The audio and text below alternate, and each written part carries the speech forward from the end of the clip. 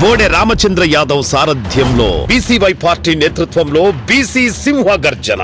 BC రక్షణ చట్టం అమలు, రాజధానిలో బీసీలకు 1000 ఎకరాల భూ కేటాయింపులు, బీసీ కార్పొరేషన్లకు నిధులు, సమగ్ర కులగణనతో విద్యా, ఉద్యోగ, ఉపాధి, చట్టసభల్లో 44% రిజర్వేషన్లు ప్రధాన ఎజెండాగా ఈ నెల 22న విజయవాడ గుంటూరు హైవే నాగార్జున యూనివర్సిటీకి ఎదురుగా జరగనుంది. ఈ చారిత్రాత్మక ఘట్టంలో భాగస్వాములు కావడానికి బీసీ సోదర సోదరీమణులందరినీ సాదరంగా ఆహ్వానిస్తున్నాం. కదలిరండి, మన ఐక్యతను చాటుదాం. హైదరాబాద్లోని చంచల్గూడ జైలు నుంచి ఉగ్రవాది జాహెద్ ఉగ్ర కుట్ర అంటూ కూడా జోరుగా ప్రచారం జరుగుతోంది.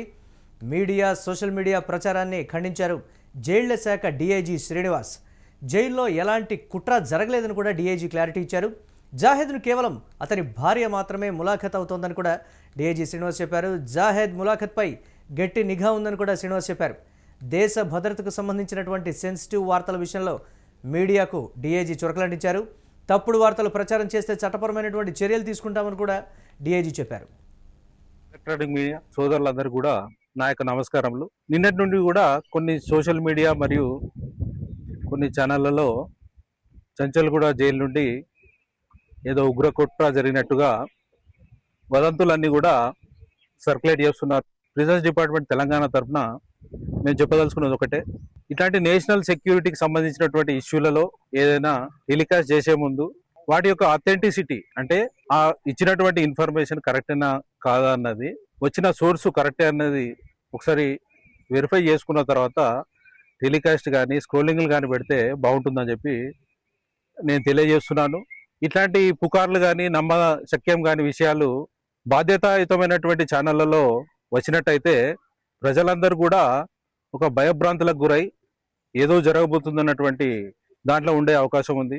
దూరం చేయడానికే ఈరోజు సడన్గా ప్రెస్ మీట్ అన్నది మీ అందరిని కూడా పిలవడం జరిగింది. ఇందుకు సంబంధించి నేను చెప్పదలుచుకున్నది ఏంటంటే, చంచల్గూడ జైలు నుండి మీరు చెప్పినట్టు లష్కరే తోయిబా కానీ అట్లాంటి ఉగ్రవాదులు ఓన్లీ ఒకరు ఉన్నారు. ఆ జాహెద్ అనే వ్యక్తి ఒకరే ఉన్నారు. వారు ములాఖాతులు కూడా వారి భార్య తప్ప మిగతా ఎవరు కూడా రారు. వచ్చినా కానీ అత్యంత సర్వేలెన్స్లో ఇవన్నీ కూడా రికార్డ్ చేయడం జరుగుతుంది. కాబట్టి వివిధ ఛానల్లో వచ్చినటువంటి స్క్రోలింగ్స్ అన్ని కూడా నిరాధారమైనవి మరియు వాటికి ఎట్లాంటి అథెంటిసిటీ లేదని చెప్పి నేను తెలియజేస్తూ, ఇవన్నీ కూడా అందరం కూడా బాధ్యతటువంటి పౌరుల్లాగా మన యొక్క బాధ్యతలను నిర్వహించాలని, ఇలాంటి మీకు ఎటువంటి అనుమానాలున్నా, డౌట్స్ ఉన్నా కానీ వెంటనే మమ్మల్ని సంప్రదించినట్టయితే అందుకు సరైనటువంటి రిపోర్ట్ ఇవ్వడం జరుగుతుంది, ప్రెస్ నోట్ రిలీజ్ చేయడం జరుగుతుంది. కాబట్టి ఇక ముందు కూడా ఇట్లాంటి వాటిని మీరు టెలికాస్ట్ చేసే ముందు మా యొక్క ఒపీనియన్ తీసుకోండి. మేమైతే ఇప్పుడు ప్రెస్ నోట్ అయితే నేను రిలీజ్ చేయడం జరుగుతుంది. ఏమని నేను రిక్వెస్ట్ చేస్తున్నా అంటే, before publishing or telecasting such sensitive matters the concern department may be kindly contacted for verification of facts. ఒకవేళ ఇది ఎవరైతే టెలికాస్ట్ చేశారో వారి మీద చట్టపరమైన చర్యలు తీసుకునే మేము అవకాశాలు పరిశీలిస్తున్నాం.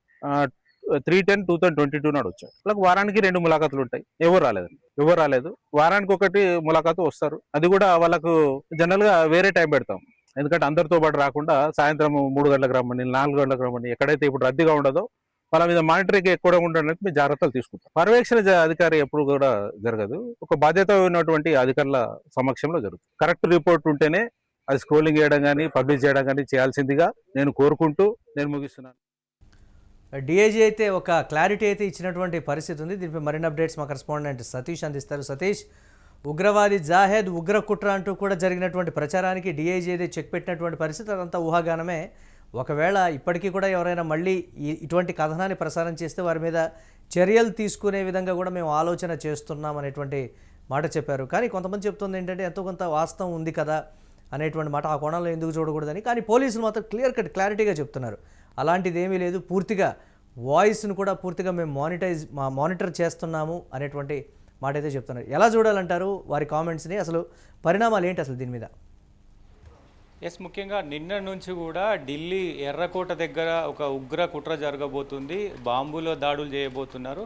మొత్తం కూడా ఎర్రకోటకు సంబంధించి పెద్ద ఎత్తున ఈ భారీ పేలుళ్లకు సిద్ధపడుతున్నారు.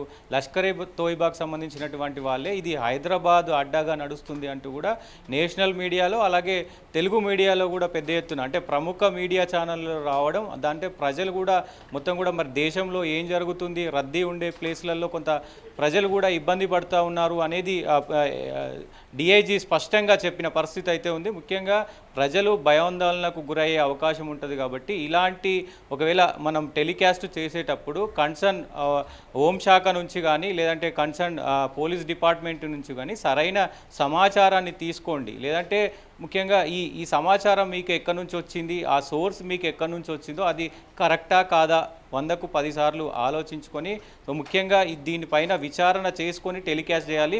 ఏదో సోషల్ మీడియాలో, ట్విట్టర్లో, ఇన్స్టాగ్రామ్లో, ఫేస్బుక్లో వస్తే అది వేరే రకం అవుతుంది. వాళ్ళపైన మేము చట్టపరంగా చర్యలు తీసుకునే అవకాశాలు ఉంటాయి. కానీ ప్రముఖ ఛానళ్ళు, శాటిలైట్ ఛానళ్ళు ఇట్లాంటివి ప్లే చేసినప్పుడు ప్రజలు కొంత భయాందోళనకు గురయ్యే అవకాశం ఉంటుంది కాబట్టి సో ఇట్లాంటివి టెలికాస్ట్ చేసేటప్పుడు కొంచెం హోంశాఖని అడగాల్సిన అవసరం ఉంటుంది, పోలీస్ డిపార్ట్మెంట్ని అడగాల్సిన అవసరం అయితే ఉంటుంది. ఈ టెలికాస్ట్ ఏదైతే ఉందో మొత్తం దేశవ్యాప్తంగా, రాష్ట్ర వ్యాప్తంగా ఈ హైదరాబాద్ అడ్డాగా ఏదైతే ఇక్కడ మన ఓల్డ్ సిటీ కావచ్చు, కోటి కావచ్చు, మొత్తం రద్దీగా ఉన్నటువంటి ప్లేసులు అన్నిటిపైన కూడా పెద్ద ఎత్తున ఫోకస్ చేశారనేది కూడా మన టెలికాస్టులో వేసినారు అని చెప్పేసి డిఐజీ శ్రీనివాస్ చెప్తున్న పరిస్థితి. దాంతోపాటుగా చెంచల్గూడకు సంబంధించిన ఒకే వ్యక్తి ఉన్నాడు. చెంచల్గూడలో లష్కరే తోబాకి సంబంధించి ఒకే ఒక ఉగ్రవాది ఉన్నాడు, ఆయన జాహెద్. ఆయనకి 2 సార్లు అంటే వారంలో 2 సార్లు వాళ్ళ వైఫ్ వచ్చి కలుస్తుంది. అది ములాఖాత్లో భాగంగా ఉంటుంది. ఆ 2 సార్లు ఆమె ఒక్కొక్కసారి వీక్లో ఒక్కసారి వస్తుందో లేదంటే 2 సార్లు వచ్చినప్పటికి కూడా మా ప్రత్యేకమైనటువంటి సర్వే లైన్స్ కావచ్చు, మా ప్రత్యేకమైనటువంటి దృష్టి ఉంటుంది. ఆయనతో ఆమె భార్య తప్ప వేరే ఎవరు కూడా ములాఖాత్కి రాలేదు ఈ మధ్యకాలంలో. ఈ 2-3 సంవత్సరాల నుంచి కూడా ఎవరు రాలేదు. సో ఇవన్నీ పుకార్లే అంటూ కూడా ఆయన ఇటు మీడియాకు అటు సోషల్ మీడియాకు స్వీట్గా వార్నింగ్ ఇచ్చిన పరిస్థితి ఉంది. ఎందుకంటే దేశం భయపడేటటువంటి విషయం కావచ్చు, రాష్ట్రం కూడా అంటే ఢిల్లీలోనే ప్లాన్ చేస్తే మరి హైదరాబాద్లో ఎందుకు ప్లాన్ చేయకుండా ఉంటారు? సో మరి ఇంకా ఎక్కడైనా రద్దీగా ఉండే ప్లేస్లలో రైల్వే స్టేషన్లు కావచ్చు, బస్ స్టేషన్లు కావచ్చు, విమానాలు కావచ్చు, మొత్తం కూడా మరి అలర్ట్ అయ్యే అవకాశం ఉంటుంది. కాబట్టి ప్రజలు కొంత భయాందోళనకు గురవుతారు. సో మరి ఇట్లాంటివి టెలికాస్ట్ చేసుకునేటప్పుడు కొంత ఆలోచించి టెలికాస్ట్ చేయండి అంటూ కూడా ఆయన వార్నింగ్ ఇచ్చిన పరిస్థితి అయితే ఉంది. సో దీనిపైన మరి ఇంకా కొన్ని ఛానళ్ళు కనుక మళ్ళీ అట్లనే ప్లే చేస్తే వారిపైన చట్టపరమైన చర్యలు తీసుకుంటామంటూ మరి ఎందుకు ఉగ్రకుట్ర అంటూ కూడా ఊహాగానాలు వచ్చాయనే దానికి సంబంధించి కూడా ఒకంత డిస్కషన్ అయితే నడుస్తోంది కదా. రకరకాలుగా ఉన్నటువంటి పరిస్థితి, పాకిస్తాన్లో ఉన్నటువంటి వారితో మాట్లాడారని కానీ లేకపోతే ఇతరత్ర రకరకాలైనటువంటి ఎందుకు ఆ ఊహాగానాలు అనే కీలక ప్రశ్న సతీష్, దీన్ని ఎలా చూడాలంటారు? అంటే మొత్తం కూడా నిన్నటి నుంచి అటు నేషనల్ మీడియాలో ఇటు తెలుగు మీడియాలో కూడా అంటే నేషనల్ మీడియాలో కూడా ఈ ఎర్రకోటకు సంబంధించి ముంబైలో ఉగ్రకుట్ర జరగబోతుంది అనేది పెద్ద ఎత్తున వస్తున్న కథనాలు నేషనల్ మీడియాలో ఈ ప్రచారం జరుగుతుంది. దాంతోపాటు తెలుగు రాష్ట్రాల్లో కూడా ఈ ప్రచారం జరుగుతుంది. కాబట్టి సో ఆ కుట్ర అనేది ఇక్కడ నుంచే జాహెద్ ఈ లష్కరే తోయిబాకు సంబంధించినటువంటి జాహెద్ ములాఖాత్లోనో ఈ భాగంగా ఈ అంతా వ్యవహారం నడిచింది అనేది మొత్తం కూడా దేశవ్యాప్తంగా సర్క్యులేట్ అవుతుంది. కానీ చెంచల్గూడ జైల్లో ఈ ములాఖాతుల విషయంలో కానీ ఆ ములాఖాత్ సమయంలో మొత్తం కూడా మా అండర్లో మొత్తం కూడా సీసీ ఫుటేజ్ కావచ్చు, ఆడియో ఫుటేజ్ కావచ్చు, మొత్తం కూడా మా అండర్లో ఉంటుంది. కాబట్టి ఎలాంటి చర్య జరగలేదు, ఆయన ఒక్కడే ఉన్నాడు, వాళ్ళ వైఫ్ ఒక్కతే వస్తుంది, అక్కడ మొత్తం కూడా రికార్డ్ అవుతుంది అని స్పష్టంగా చెప్పాడు. సో ఇవన్నీ భయభ్రాంతులకు గురయ్యే అవకాశం ఉంటుంది. కాబట్టి ఇటు మళ్ళీ దేశంలో కూడా పెద్ద ఎత్తున ఈ కుట్రలు జరుగుతున్నాయని ఇక్కడ చెంచల్గూడకు పెద్ద ఎత్తున మరి ఇది భంగం కలిగే అవకాశం ఉంటుంది. కాబట్టి ఆయన సీరియస్గా దీన్ని తీసుకున్నారు. అందుకే మీడియాను పిలిచి స్వీట్ వార్నింగ్ ఇచ్చిన పరిస్థితి అయితే ఉంది. ముఖ్యంగా ఈ ఘటనకు సంబంధించి మీకు ఏదైనా అప్డేట్ కావాలంటే నేను ఎప్పుడూ అందుబాటులోనే ఉంటాను. చెర్లపల్లి జైలు అయినా చెంచల్గూడ జైలు అయినా మేము ఎప్పుడూ అందుబాటులోనే ఉంటాము.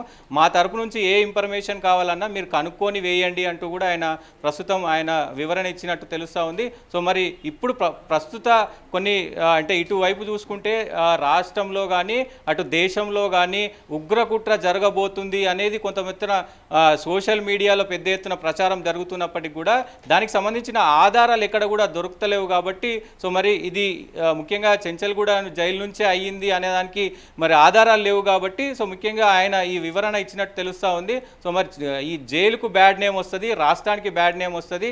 హైదరాబాద్ కేంద్రంగా ఈ కుట్ర జరిగిందంటే దేశంలో కూడా మరి తెలంగాణ కావచ్చు అలాగే తెలుగు రాష్ట్రాలకు బ్యాడ్ నేమ్ వచ్చే అవకాశం ఉంటుంది. కాబట్టి ముఖ్యంగా ఆయన ప్రెస్ మీట్ పెట్టి ఈ వార్నింగ్ ఇచ్చినట్టయితే తెలుస్తూ ఉంది. Right, thanks for updates Satish. ఇక మొత్తం మీద డిఐజీ అయితే ఈ విషయాన్ని ఖండించినటువంటి పరిస్థితి ఉంది. ఇదంతా దుష్ప్రచారం కింద కొట్టిపారేస్తున్నటువంటి సిచ్యువేషన్. ఈ నేపథ్యంలో హైదరాబాద్లోని చెంచల్గూడ జైలు నుంచి ఉగ్రవాది జాహెద్ ఉగ్ర కుట్ర అంటూ కూడా జరిగినటువంటి ప్రచారానికి అయితే పోలీసులు చెక్ పెట్టారు. మీడియా సోషల్ మీడియా ప్రచారాన్ని జైళ్ల శాఖ డీఐజీ శ్రీనివాస్ ఖండించినటువంటి పరిస్థితి ఉంది. జైల్లో ఎలాంటి కుట్ర జరగలేదని కూడా డీఐజీ క్లారిటీ ఇచ్చారు. జాహెద్ను కేవలం అతని భార్య మాత్రమే ములాఖత్ అవుతోందని కూడా క్లారిటీ ఇచ్చారు. జాహెద్ ములాఖత్పై గట్టి నిఘా కూడా ఉందని శ్రీనివాస్ చెప్పారు. దేశ భద్రతకు సంబంధించినటువంటి సెన్సిటివ్ వార్తల విషయంలో మీడియాకు డీఐజీ చురకలంటించారు. తప్పుడు వార్తలు ప్రచారం చేస్తే చట్టపరమైనటువంటి చర్యలు ఉంటాయని కూడా ఆయన వార్నింగ్ ఇచ్చారు.